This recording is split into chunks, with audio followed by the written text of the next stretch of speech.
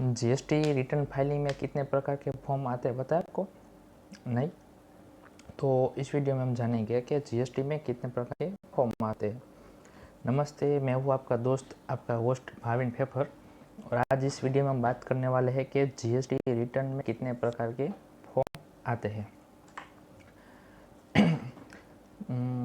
तो पहले समझते हैं कि जीएसटी रिटर्न क्या होता है। जीएसटी रिटर्न एक ऐसा स्टेटमेंट है जो करदाता सरकार को बताते हैं कि मेरा इस साल का इतना सेल्स हुआ या इतना मैंने परचेस किया, कि मेरा इतना टर्नओवर है, कि ये जो विगत हम गवर्नमेंट को देते हैं वो जीएसटी थ्रू हम देते हैं उसको। ठीक है, गवर्नमेंट को कि भाई सरकार को हम बताते हैं कि भाई मेरा ये महीने का इतना सेल्स है, ये महीने का इतना परचेस है। तो वो जो हम स्टेटमेंट बनाते हैं जिससे हम फाइल करते हैं तो उसको कहते हैं जीएसटी रिटर्न। ठीक है, उसमें बिक्री यानी कि सेल्स की खरीदी यानी कि परचेस की जीएसटी कितना लिया, आउटपुट टैक्स, जीएसटी बाद कितना मिलेगा, आईटीसी, वो सब की जानकारी जीएसटी रिटर्न में दी गई होती है। ठीक है, आगे हम बात करते हैं तो जीएसटी के मुख्य प्रकार कितने हैं, टोटल कितने प्रकार के फॉर्म आते हैं। फॉर्म तो वैसे कई सारे प्रकार के 11-12 तरह के फॉर्म आते हैं, 22 प्रकार के टोटल फॉर्म आते हैं। ठीक है, पर मेजॉरिटी हमको बहुत कम फॉर्म जो रेगुलर हम यूज़ करते हैं उसमें बहुत कम आते हैं। ठीक है, तो जो नियमित करदाता है जैसे कि रेगुलर टैक्स पेयर है उसके लिए क्या है, तो पहले GSTR 1 जिसमें आप कितना सेल्स किया है आपने, वो सब की जानकारी जिसमें हम गवर्नमेंट को देते हैं वो फॉर्म को हम बोलते हैं GSTR 1। ठीक है, तो उसमें किस किस की जानकारी हम दे सकते हैं कि भाई मैंने बिजनेस टू बिजनेस कितना सेल्स किया, बिजनेस टू कस्टमर कंज्यूमर मैंने कितना सेल्स किया, कोई गुड्स में एक्सपोर्ट किया तो कितना मैंने एक्सपोर्ट किया। तो ये फॉर्म हम जिसको डिटेल्स डालते हैं, जिस फॉर्म में डिटेल्स हम डाल के गवर्नमेंट को बताते हैं, फॉर्म को बोलते हैं GSTR 1, जिसमें 2 प्रकार से आप फाइल कर सकते हो, चाहे आप मंथली भी फाइल कर सकते हो, चाहे आप क्वार्टरली भी फाइल कर सकते हो। आगे हम बात करें तो GSTR 2 है, ये ऑटो जनरेटेड परचेस रिटर्न है। ये आपको अपना सप्लायर के GSTR 1 से डेटा दिया जाता है, ये फाइल नहीं है। हाँ, ये है ना, एक फॉर्म नहीं है, फाइल नहीं, एक समरी है। समरी क्या है, जैसे कि आपने कहीं से परचेस किया है, कोई भी गुड्स आपने परचेस किया है, तो गुड्स के साथ आपने सपोज मान के चलिए अलग अलग जगह से आपने 50 जगह से कुछ गुड्स परचेस किए हैं। ठीक है, तो 50 से 50 का इनवॉइस आपको जो आएगा वो आप 2A में 2B में आप दे सकते हो। ठीक है, कितना है वो आप देख सकते हो 2B में। तीसरे नंबर का जो फॉर्म है उसका मैं बता दिया। लेकिन अब सपोज मान के चलिए कि आपके पास 50 इनवॉइसेस आ गए, लेकिन 2B में आपको सिर्फ 40 दिखाई दे रहा है। आपने जहाँ से परचेज किया है वहाँ से उन लोगों ने GSTR 1 उनका सेल्स का रिटर्न फाइल नहीं किया। ठीक है, तो आपके 2B में दिखाई नहीं देगा। तो आप उसको बता सकते हो कि भाई आप इतना बाकी है इनवॉइस, आप चढ़ा दो तो भी मैं आईटीसी ले सकता हूँ। आप उसके बिना आईटीसी ले सकते हो, लेकिन जीएसटी डिपार्टमेंट का कहीं ना कहीं से आपको नोटिस आ जाएगा। ठीक है, उससे बेहतर मैं सलाह देता हूँ कि आपका जितना वो शो हो रहा है 2B में उतना ही आप आईटीसी लीजिए। ठीक है, तो अभी सपोज मान के चलिए वो 50 से 50 बिल चढ़ा दिया, लेकिन उसमें गलती से कुछ में अमाउंट ज़्यादा हो गया, कुछ में अमाउंट कम हो गया, तो ये जो चीज़ हम अमिट करते हैं, चेंजेस करते हैं, वो 2A में आपका दिखता है। आगे हम चौथे नंबर की बात करें तो GSTR 3B। मुख्य GSTR 3B एक आईटीसी क्लेम का एक मेन फॉर्म है। जैसे सपोज मान के चलिए कि एग्जांपल मैं आपको देता हूँ। ठीक, आपने कहीं से गुड परचेस किया, वहाँ से आपने 100 रुपये टैक्स पे किया। ठीक है, 100 रुपये सिर्फ टैक्स में बता दे रहा हूँ, अभी फाइनल फिगर में नहीं बताता आपको, सिर्फ एग्जांपल के लिए सिर्फ मैं आपको टैक्स बता दे रहा हूँ कि 100 रुपये आपने उधर टैक्स पे किया। तो वो क्या करेंगे कि आपके नाम से आपके जीएसटी पोर्टल में क्रेडिट कर देंगे। अभी वही गुड्स आप नीचे सेल्स करते हो, ठीक है, तो नीचे सेल्स में आपको 150 रुपये मिले, 150 रुपये आपको नीचे से मिले। ठीक है, तो आपको नीचे से जो 150 रुपये मिले हैं उतना जीएसटी में आपको पे नहीं करना है 3B में, लेकिन आपको जो पहले पे किया था आपने 100 रुपये और नीचे से 150 रुपये मिले, तो इसका जो डिफरेंस है 50 रुपये, ये आपको पे करना है जीएसटी में। ठीक है, तो ये डिफरेंस का जो आईटीसी आता है वो आईटीसी आपको किस में दिखाता है? 3B में। ये जनरली आपको 17 से 20 तारीख के अंदर पे करना होता है। ठीक है, ये रेगुलर स्कीम वालों के लिए ही है। ठीक है, और ये भी आप मासिक या 3 महीने या महीने आप भर सकते हो। आगे हम बात करें 5 नंबर पे, तो GSTR 4 आता है। 4 किसके लिए है? जो कंपोजिशन स्कीम में जिसने जीएसटी रजिस्ट्रेशन कराया है उसी के लिए GSTR 4 है। और रेगुलर और कंपोजिशन स्कीम में क्या अंतर है वो पहले मैंने वीडियो में बता दिया था, आप मेरा उधर वीडियो जाके देख सकते हैं। कंपोजिशन स्कीम क्या है और रेगुलर स्कीम क्या है।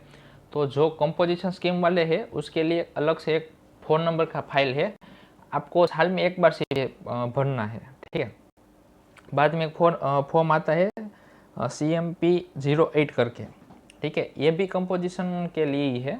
ठीक है, ये भी एक एनुअल रिटर्न है, साल में एक बार आपको भरना होता है। आगे हम बात करें तो GSTR 9। ठीक है, 9 और 9A, 9 और 9 के क्या है और 9C आता है। ठीक है, पहले हम बात करते हैं GSTR 9 की। जो रेगुलर टैक्स पेयर है उसका एनुअली रिटर्न 9 में आपको भरना है। ठीक है, पूरे साल का आपका जितना भी आईटीसी है, जितना सेल्स परचेस किया है, वो सब आपको फिगर्स 9 के फॉर्म में आपको दिखाना है। ये साल में एक बार भरना होता है।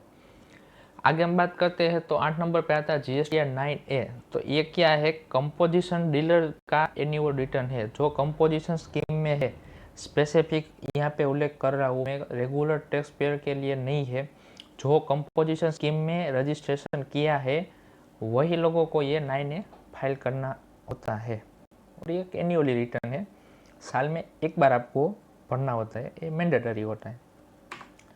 आगे हम बात करें तो GSTR 9C, ये ऑडिट रिटर्न है, जिसका टर्नओवर मीन्स के सिर्फ सेल्स गिना जाएगा। ऐसा नहीं है आपने भाई 50,000 का लिया और 60,000 का बेचा तो 1,10,000 हुआ का, तो ये आपका टर्नओवर नहीं है। आपने कितना बेचा अच्छे से कुछ मतलब नहीं, आपने कितना बेचा वो टर्नओवर में सिर्फ गिना जाएगा।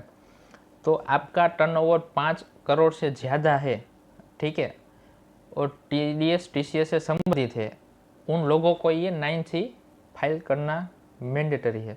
और ये CA का ऑथोराइज होता है, उसके लेटर हेड या अथॉरिटी में आपको ये करना होता है।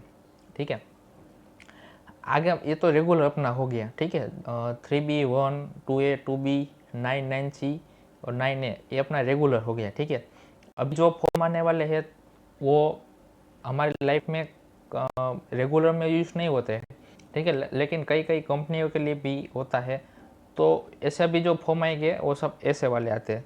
ठीक है, तो उसमें हम पहले बात करते हैं तो GSTR 7। GSTR 7 क्या है? तो TDS काटने वालों के लिए है। सपोज मान के चलिए भाई मेरा कंपनी है believe tax and wealth service LLP करके। ठीक है, मेरे यहाँ पे मैंने कुछ एग्जांपल के तहत मैं आपको बता दे रहा हूँ कि यहाँ पे मैंने कुछ एजेंट्स रखे। ठीक है, तो एजेंट को मैं क्या देता हूँ? कमीशन देता हूँ, मैं फिक्स सैलरी नहीं देता हूँ। ठीक है, तो कमीशन में एजेंट को दिया तो किसी का पूरे साल का 15,000 हुआ, किसी का 50,000 हुआ, तो उसके ऊपर मैं TDS काटता हूँ।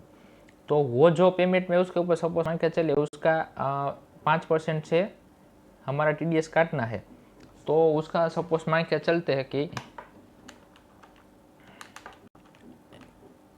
1 लाख उसका सालाना पेमेंट होता है, तो उसका 5% हम करते हैं, तो उतना काट के हमको GST में पे करना होता है, तो वो 7 के तहत पे किया जाएगा।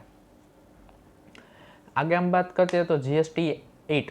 तो GST 8 किसके लिए है? जो ई-कॉमर्स ऑपरेटर है, जो कुछ मीशो, अमेजन, फ्लिपकार्ट, स्विगी, अरे शॉपटी, ऐसे जो ऑनलाइन प्लेटफॉर्म पे आप कुछ भी सेल्स करते हो, ठीक है, तो उसके लिए TCS काटा जाता है। तो उन लोगों के लिए स्पेसिफिक ये फॉर्म फाइल करना मैंडेटरी है। ठीक है, आगे बात करें तो GSTR 5, जो ये एक नॉन रेसिडेंट टैक्सेबल पर्सन के लिए है। ये नॉन रेसिडेंट टैक्सेबल पर्सन कौन हो गए? जो व्यक्ति इंडिया में नहीं रह रहा है, ठीक है, दूसरे देश में रह के इंडिया में कुछ बिजनेस रन कर रहा है, तो उन लोगों के लिए ये GSTR 5 फॉर्म फाइल करना मैंडेटरी है। लेकिन कंपनी लॉ 2013 के हिसाब से एक ऐसा माना गया है कि भाई इंडिया में किसी को बिजनेस करना है, चाहे वो इंडिया का रेसिडेंट ना हो, लेकिन लास्ट 180 दिन 120 दिन जैसा कुछ है, 120 दिन इंडिया में रह रहा होगा तो वो इंडिया में बिजनेस कर सकता है। लेकिन उसका तो ग्रीन पास यहाँ का नहीं है, ठीक है, वहाँ का रेसिडेंट इसको यहाँ का नहीं है, लेकिन तो भी वो बिजनेस कर सकता है। लेकिन इस कंडीशन में उसको कौन सा फॉर्म फाइल करना है? तो GSTR 5 करके।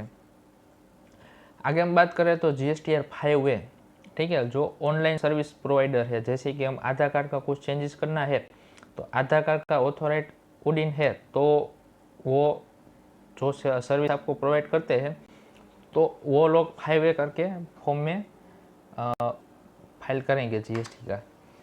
आगे हम बात करें तो GSTR 6 जो इनपुट सर्विस डिस्ट्रीब्यूटर है, ISD, जो सर्विस प्रोवाइडर होते हैं लेकिन रेगुलर सर्विस प्रोवाइडर नहीं, ठीक है, उनके लिए GSTR 6 करके एक फॉर्म है, वो होता है। आगे हम बात करें तो GSTR 10, कोई भी कंपनी हो, चाहे प्रोप्राइटर हो, LLP हो, पार्टनरशिप हो, किसी को ऐसा लगा भाई मेरे को अभी ये बिजनेस मेरा रन नहीं हो रहा है, मेरे को ये कंपनी क्लोज करनी है, मेरे को ये GSTR फॉर्म बंद करना है, तो आप GST फॉर्म बंद कर सकते हो, लेकिन क्लोज करने से या सरेंडर करने से आपका GSTR बंद नहीं होता है, ठीक है। तो इस कंडीशन में आपको एक 10 करके फॉर्म आता है, वो आपको फाइल करना होता है और गवर्नमेंट को बताना होता है कि भाई मैं अभी कंपनी क्लोज कर रहा हूँ और मेरा यहाँ पे जितना भी ITC था वो मैं क्लेम कर लिया हूँ, या तो मेरा कुछ लाइबिलिटी कुछ नहीं है, यह सब कुछ 10 में दिखाया जा सकता है, ठीक है।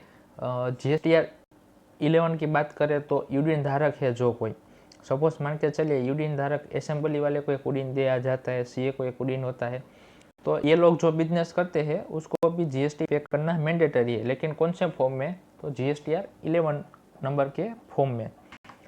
आगे हम बात करें तो मैं पूरा है ना आपके लिए जितना मैंडेटरी है रेगुलर में अपने जितना आता है उसका मैं एक चार्ट लेके आया हूँ आपके लिए, जिसमें एक बाजू में आपको फॉर्म लिखा हूँ, किसके लिए है वो लिखा हुआ, और उसका अवधि क्या है, आप कब कब फाइल कर सकते हो, इसका लिमिट क्या है, वो सब एक चार्ट में आपके लिए लेके आया हूँ।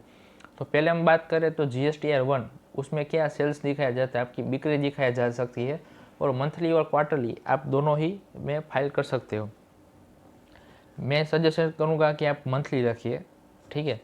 बाद में हम आते हैं कि GSTR 3B, उसका ITC क्लेम करने का फॉर्म होता है, बाद में कितना अपना बचता है और कितना पे करना होता है वो GSTR 3B में दिखाई देता है, वो भी आप मंथली या क्वार्टरली फाइल कर सकते हो, ठीक है। ये दोनों हो गए रेगुलर के लिए, ठीक है। GSTR 4 आ गया, आगे हम बात करें तो वो कंपोजिशन के लिए है और एनुअली है, वो साल में भरना होता है, वो मैंडेटरी है उसमें।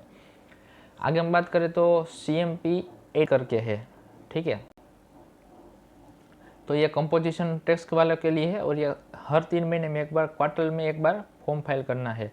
बाद में हम बात करें तो GSTR 9 एनुअली है, वो ईयरली फाइल करना होता है।